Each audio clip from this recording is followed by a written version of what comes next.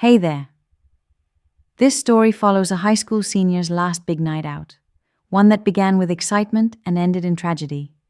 It involves a theme park, a replica Eiffel Tower, and a moment of poor judgment that cost a promising teen his life.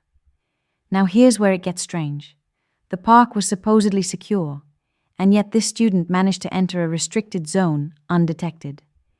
Even weirder, his body was found in a place no one could explain at first. What would drive someone to wander into a dangerous part of an amusement park? And how did it all go so wrong so fast? Let's get into it. Back in the early 80s, John Harter was the guy everyone liked. He lived in Delaware, Ohio, a small town not too far from the state capital. In high school, he was well known not just for his athleticism, but also for being the friendly, goofy kind of guy who made others feel good. One time, he even jumped in with the cheerleaders during a pep rally, just to get a laugh. He wasn't your average jock. He had heart, humor, and real kindness. He was supposed to graduate on the 5th of June in 1983 and had plans to attend Kent State University, majoring in accounting. But just weeks before that milestone, something else grabbed his attention. His school began offering tickets to a special grad night event at Kings Island, a massive amusement park, roughly 2 hours west of town. This wasn't a normal night. For these events, the park would shut out the general public and only allow students with special grad night tickets inside. John, who was 17 then, was hyped about going. He picked up a ticket, along with around 20 others from his school. The big night was Friday, May 13th. At 3:30 in the afternoon, the students who'd bought tickets gathered outside the school.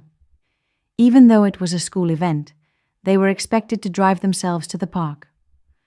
Once everyone was accounted for, they loaded up into a few cars and hit the road. Along the way, they made some stops for snacks and bathroom breaks. Around 7 that evening, they finally reached Kings Island. John, who had been a passenger during the drive, had been drinking heavily. He'd downed half a bottle of rum and somewhere between 3 to 6 beers. By the time he stepped out of the car, he was so drunk he could barely walk. Despite his condition, he followed the group to the entrance. They showed their special tickets, and they were let in. Even though the event was supposed to be limited to students, the park was still packed. It seemed like every school in the area had sent students there. Once inside, there were no rules forcing them to stay together. Groups broke off in all directions. John stuck with his group, which included his girlfriend, Pam. Unfortunately, their night together got off to a bad start. They argued constantly for the first hour, and witnesses later said John looked agitated, emotional, and visibly intoxicated. By 8:30, while waiting in line for a roller coaster, John was overheard saying, "I don't want to be here. I want to go home." It was obvious his frustrations with Pam hadn't faded. People around him thought he was just trying to guilt-trip her.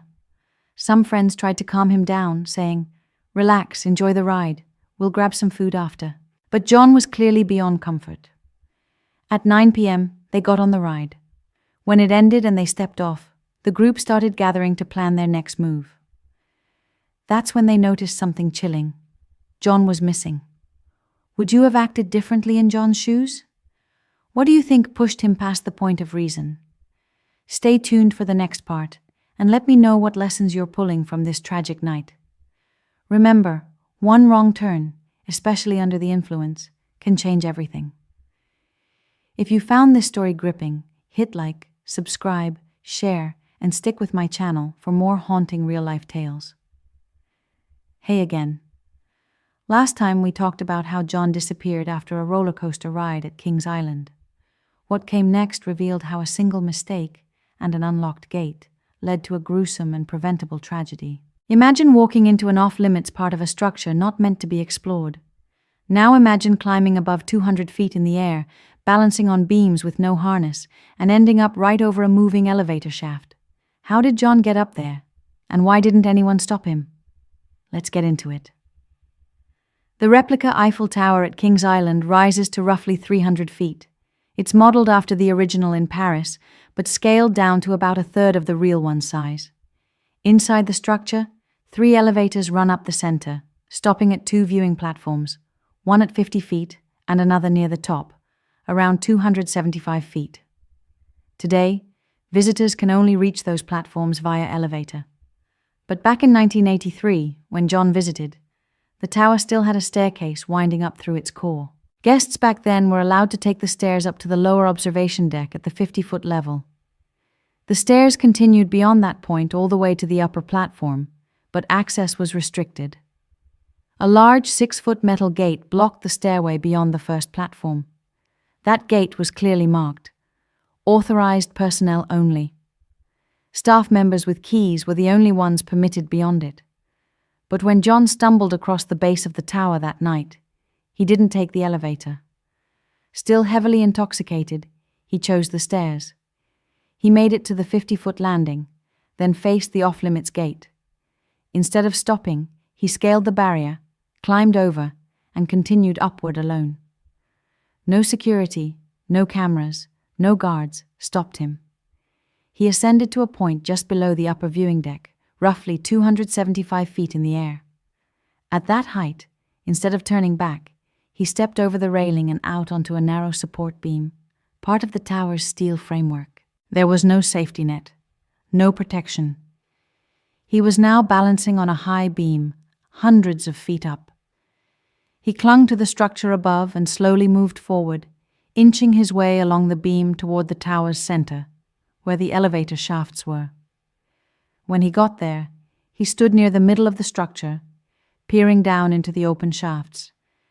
And at that moment, one of the elevator cars began to descend. The car itself wasn't the danger. But to understand what happened next, you need to know how that elevator system worked. Each elevator was connected by a thick steel cable to a heavy counterweight at the bottom of the shaft. That counterweight moved in the opposite direction of the elevator. So when the elevator car moved down, the counterweight rose upward, and vice versa. As John looked down from the beam, the elevator began its descent, and the counterweight, massive and fast, shot upward, directly in John's path.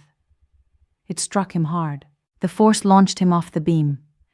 The steel caught his body and tangled him in the cables, possibly impaling him on exposed wiring atop the weight. He couldn't get free. Unaware of what had happened, the elevator operator inside the car noticed a sudden jolt, something that felt like a bump or glitch in the system. Alarmed, he decided to investigate. He took the car down, unloaded passengers, then rode it back up, empty, to test the system. What he didn't realize was that reversing the car's direction caused the counterweight, now carrying John's body, to descend. On the way down, part of John's body slammed into a crossbeam inside the shaft. That impact dislodged him completely. John plummeted. He fell 200 feet and landed on top of the elevator car as it ascended, killing him instantly.